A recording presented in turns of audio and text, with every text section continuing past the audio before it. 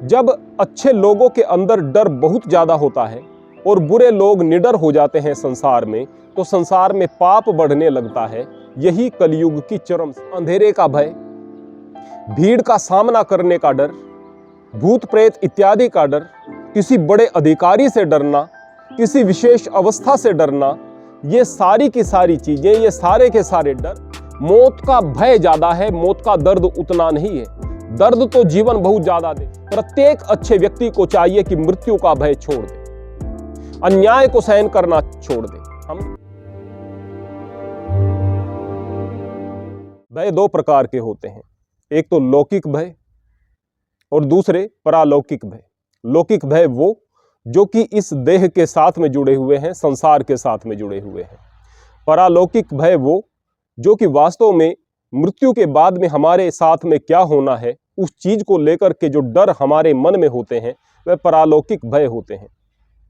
परालौकिक भय मनुष्य को बहुत अच्छा बना देते हैं और लौकिक भय व्यक्ति को कुछ करने नहीं देते। अब ये जो लौकिक भय भी हैं, संसार के भय हैं, संसार के डर हैं, यदि बुरे आदमी के मन से निकल जाएं तो वो और बुरा हो जाता है। अच्छे आदमी के मन से निकल जाएं तो वह कल्याणकारी कार्य करने लगता है और खुलकर अच्छे कार्य करता है। जब अच्छे लोगों के अंदर डर बहुत ज्यादा होता है और बुरे लोग निडर हो जाते हैं संसार में, तो संसार में पाप बढ़ने लगता है। यही कलयुग की चरम सीमा है। कलयुग, सतयुग या फिर आप द्वापर, त्रेता इत्यादि युगों के विषय में बात करते हैं, ये मन की अवस्था है, समाज की अवस्था है। संसार में जितने भी भय हैं उनमें सबसे भयानक भय होता है मृत्यु का भय। आदमी अन्याय सहन कर रहा है, मृत्यु का भय है। सामने वाले ताकतवर हैं, मुझे मार सकते हैं, मेरे बच्चों को मार सकते हैं, मेरे परिवार को मार सकते हैं। अन्याय को सहन करता है, अत्याचार को सहन करता है, दुराचार को सहन करता है आदमी। कारण क्या है? मृत्यु का भय है। यह तो सीधे सीधे मृत्यु का भय आपको दिखाई दे रहा है, लेकिन अंधेरे का भय, भीड़ का सामना करने का डर, भूत प्रेत इत्यादि का डर, किसी बड़े अधिकारी से डरना, किसी विशेष अवस्था से डरना, ये सारी की सारी चीजें, ये सारे के सारे डर मृत्यु के भय से ही पैदा होते हैं। जिसके मन में मृत्यु का ही भय नहीं, वह किसी बड़े अधिकारी से क्यों डरेगा? एक अदना सी लड़की राजीव गांधी की हत्या कर देती है, प्रधानमंत्री की हत्या कर देती है। क्यों? मन का भय समाप्त हो गया। दुस्साहस था, बुरी बात थी, लेकिन डर तो समाप्त था ना। और डर समाप्त हो जाने की वजह से फिर उसके लिए प्रधानमंत्री भी कुछ नहीं रहे। और आप यदि किसी छोटे से अधिकारी से डर रहे हैं, अपने से बड़ा किसी को मान करके डर रहे हैं, या फिर अंधेरे इत्यादि से डर रहे हैं, तो ये सारे के सारे डर मौत के डर का ही दूसरा रूप है। अब साहस भी दो प्रकार के होते हैं। एक तो साहस, जिसको हम सत्साहस कह सकते हैं, श्रेष्ठ कार्य करना, आगे बढ़कर के श्रेष्ठ कार्य करना और मौत से न डरना। एक दुस्साहस, आतंकवादी बम बांध करके अपने आप को भी मार लेते हैं और लोगों को खत्म कर देते हैं, यह दुस्साहस हुआ करता है। बुरे आदमी का जब भी मृत्यु का भय खत्म हो जाता है तो वह राक्षस हो जाता है, समाज के लिए घातक हो जाता है। मूर्ख आदमी का यदि मृत्यु का भय समाप्त हो जाता है तो फिर वह परिवार और समाज के लिए घातक हो जाता है। आपका कोई बच्चा, मृत्यु का भय उसे है नहीं, बुद्धि उसमें है नहीं, मौत से नहीं डरता है, वह बाइक भी अजीब अजीब तरीके से चलाएगा, इस बात को देखे बगैर कि आपके परिवार की आशाएं आपसे जुड़ी हुई हैं। जगह जगह पर प्राण देने को हटेगा नहीं, डरेगा नहीं, ऐसे स्थान पर प्राण देने को तैयार रहेगा जहां पर प्राण देने का कुछ औचित्य भी नहीं है। कई प्रकार की सावधानी बरते बगैर विभिन्न प्रकार के मूर्खतापूर्ण कृत्य करेगा। अतः सबसे पहले यह भी जरूरी है कि आपके मन से डर निकले तो आपको ज्ञान भी हो। इसीलिए भगवान श्री कृष्ण श्रीमद् भगवत गीता के 11वें और 12वें श्लोक में जीवन के यथार्थ को बताते हुए और यह बताते हुए कि वास्तव में हमें श्रेष्ठ कार्य करने हैं, न्यायपूर्ण कार्य करने हैं, तब जाकर के अपने अंदर से भय को समाप्त करना है। इसीलिए 13वें नंबर पर मृत्यु का भय समाप्त करने के लिए यह उपदेश दे रहे हैं। भगवान कृष्ण कह रहे हैं, देहिनो वस्मिन् यथा देहे कौमारम यौवनम जरा तथा देहांतर प्राप्तिर धीरस्तत्र न मुह्यति। भगवान कृष्ण कह रहे हैं कि हे अर्जुन, इस शरीर में जैसे कि पहले बचपन होता है, बचपन से परिवर्तन होकर जवानी आती है, जवानी से परिवर्तन होकर के बुढ़ापा आता है, ठीक इसी प्रकार एक और परिवर्तन होता है जिसे मृत्यु कहते हैं। एक समझदार व्यक्ति, धीर व्यक्ति इस बात को जानता है कि यह परिवर्तन के अतिरिक्त कुछ नहीं, इसलिए धीर आदमी इससे मोहित नहीं होता, इससे विचलित नहीं होता।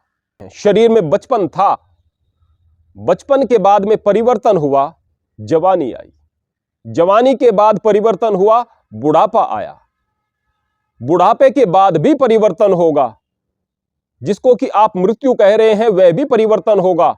इसीलिए भगवान कृष्ण कह रहे हैं कि जो धीर व्यक्ति हैं, जो बुद्धिमान व्यक्ति हैं, वह इस परिवर्तन को परिवर्तन मान करके चलते हैं, इसे मौत मान करके नहीं चलते। कारण, क्योंकि बचपन की मौत हुई तो जवानी आई थी। ऐसा तो नहीं कि एक समय में कोई व्यक्ति बच्चा भी है और जवान भी हो जाए, नहीं, बचपन की मौत हो गई, बीत गया बचपन।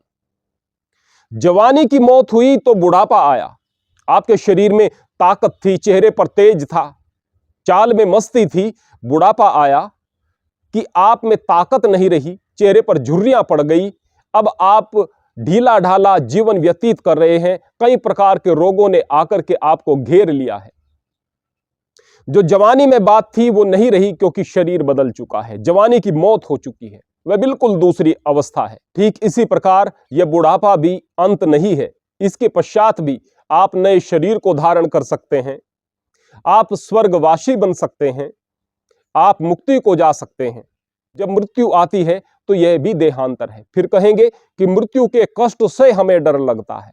वास्तव में जिंदगी में आदमी बहुत बार कष्ट सहन करता है, बहुत कष्ट सहन करता है, बहुत दर्द तकलीफ सहन करता है। बोले ये मौत के दर्द से छोटे हैं। क्या प्रमाण है आपके पास में कि ये मौत के दर्द से छोटे हैं? मौत का दर्द कुछ विद्वान लोग आपको बढ़ा चढ़ाकर बताते हैं, इसलिए क्योंकि उन्हें अपनी बात आपको समझानी थी, मनवानी थी। मौत का भय ज्यादा है, मौत का दर्द उतना नहीं है। दर्द तो जीवन बहुत ज्यादा देता है, शरीर में अनेक कष्टों को व्यक्ति सहन करता है। ऐसी ऐसी स्थिति संसार में लोगों की दिख जाएंगी कि आपको लगेगा कि इतने दर्द के साथ कैसे जी रहे हैं। एक मां प्रसव पीड़ा में इतने दर्द को सहन कर जाती है कि उससे कम दर्द में पुरुष की मौत तक हो जाए, यानी कि मौत के दर्द को स्पष्ट रूप से प्रसव पीड़ा में माताएं सहन करती आई हैं और उसके पश्चात भी जिंदा होती हैं। तो वास्तव में मौत का भय यह एक अलग कारण है, यह एक अज्ञान है, यह एक अविद्वता है, और लगातार निरंतर आपका जो सूक्ष्म शरीर है इस दर्द को भोगता आया है, तो इसलिए यह दर्द आपके मन में प्रबल हो गया है। इसके अलावा कुछ भी नहीं। जीवन में भी दर्द थे, जीवन में भी बार बार अवस्थाओं की मृत्यु हो रही थी। ठीक इसी प्रकार एक और मृत्यु होगी जिसे तुम मृत्यु कह रहे हो, उस मृत्यु के बाद भी जीवन है।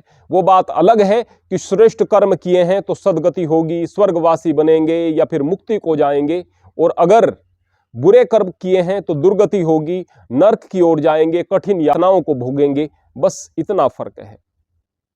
तो इसलिए भगवान कृष्ण कहते हैं कि इस शरीर में बचपन की मौत हुई तो जवानी आई, जवानी की मौत हुई, बुढ़ापा आया। यह क्या है? यह अवस्थाओं के परिवर्तन है। क्योंकि तुम तो वही हो, तुम्हारा नाम नहीं बदला है, तुम्हारी पहचान नहीं बदली है, लेकिन शरीर वैसा बिल्कुल भी नहीं रहा। अगर हम विज्ञान के आधार पर देखें तो हमारी कोशिकाएं नित्य मर रही हैं। 10 साल में पूरे तरीके से नया शरीर हमारा होता है, पहला शरीर नहीं, सब कुछ कोशिकाएं मर गई, अब नई कोशिकाएं हैं, अलग कोशिकाएं हैं। 10 साल में नया शरीर होता है। अगर अवस्थाओं को देखें, बचपन, जवानी, बुढ़ापा, आप 30-30 साल की भी इनको अवस्था मान करके चले तो भी आपका शरीर पूरे तरीके से अलग है।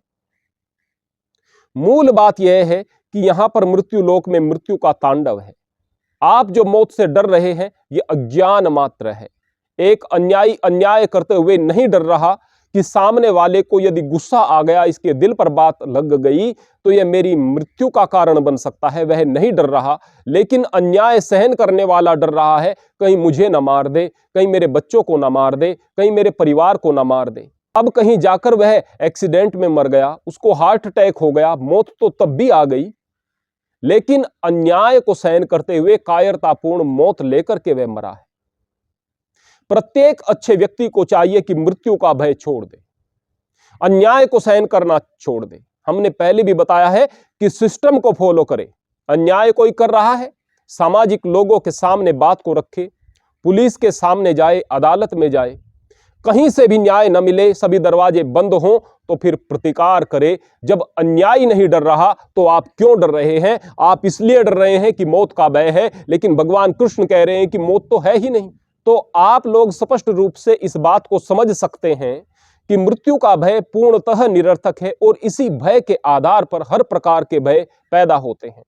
चाहे वह अंधेरे का भय है, भीड़ का भय है, भूत प्रेत इत्यादि का भय है, बड़े अधिकारियों से डरना है, हर प्रकार के भय मृत्यु के भय के कारण पैदा हो रहे हैं। एक बार यह भय समाप्त तो फिर हर प्रकार के भय समाप्त, और जब हर प्रकार के भय समाप्त तो आदमी सत्कर्म बेहतर तरीके से कर सकता है, यदि उसे ज्ञान है तो, यदि उसके अंदर विवेक है तो। लेकिन यदि एक दुराचारी का भय समाप्त होता है तो फिर वह दुराचार करेगा, वह अन्याय करेगा। अतः दो प्रकार की चीजें हमारे जीवन में मुख्य रूप से होनी चाहिए। सबसे पहले तो यह कि हम ज्ञान को प्राप्त करें, समझ को प्राप्त करें, सही और गलत का विवेक करने की अपने अंदर क्षमता को प्राप्त करें, और उसके पश्चात हम मृत्यु के भय को अपने मन से निकाल दें। एक इस प्रकार का जीवन जिए जहां पर श्रेष्ठ कार्य करते हुए किसी प्रकार का भय नहीं, परालौकिक भय है। परमात्मा क्या करेगा हमारे साथ इस जीवन के बाद, वह भय है, लेकिन वह लौकिक नहीं है, वह संसार का भय नहीं है। हाँ, हम श्रेष्ठ कार्य इसलिए करें क्योंकि श्रेष्ठ कार्य करने के लिए ही हमें मानव जीवन मिला है, और श्रेष्ठ कार्य का पारितोषिक निश्चित रूप से परमात्मा श्रेष्ठ ही देते हैं। हरि ओम, हरे कृष्ण।